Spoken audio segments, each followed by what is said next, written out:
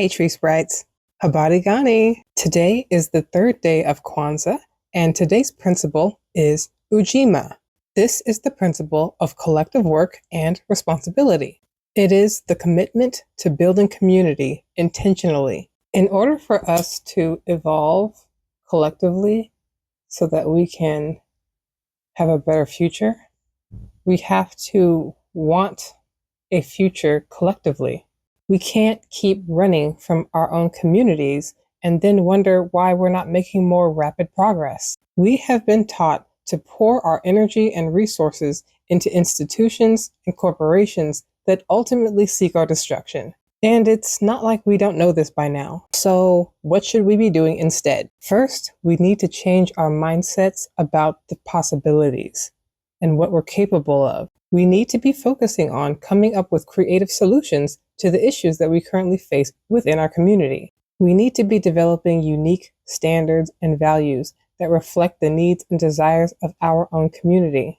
We are allowing many distracting topics to consume our thoughts and conversations and drag on and on and on and prevent us from having more meaningful and progressive conversations about moving forward and building a new community for us. There is such upheaval within our community right now because we are currently setting the standards for what will, from this era forward, be what is Black American culture. We are affirming our identity of who we are as Black American people, and also redefining ourselves, reimagining ourselves so that we can evolve into something greater. We are free to exist within our own imaginations and not those of our oppressors.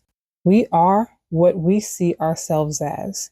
We are what we define and imagine ourselves to be. Don't be distracted by the inauguration. The cards are in our hands right now. The only option moving forward is to choose us. So many of the social things that we debate about are so insignificant and so time-consuming. FYI, Black women will never be like any other women on the planet. We typically do not exist at the same frequency as most other humans. Our energy and perception and connection to the all simply puts us in our own category. So the first thing that we must collectively accept and agree on is that Black women will never fully assimilate into white narcissism. In fact, many of us are purging our bloodlines of any degree of assimilation that did take place, anything that did seep into our current ideologies. So yes, to stand with Black women in full Blackness is to rebel against the entire system of white colonialism. And that is what most are afraid of.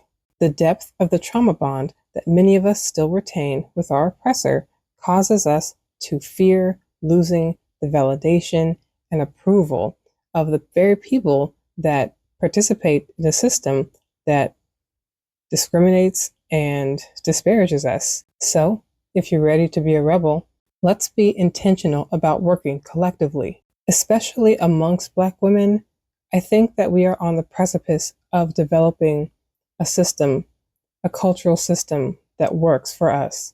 And everyone around us is fighting tooth and nail to keep us from moving forward, to keep us from valuing and prioritizing ourselves. Why is there always such an obsessive focus on us? We know why, even though we don't always have the words to express it or describe it. Let's use that Black girl magic to conjure up a new reality. Join my newsletter, link in the bio. I'll see you in always.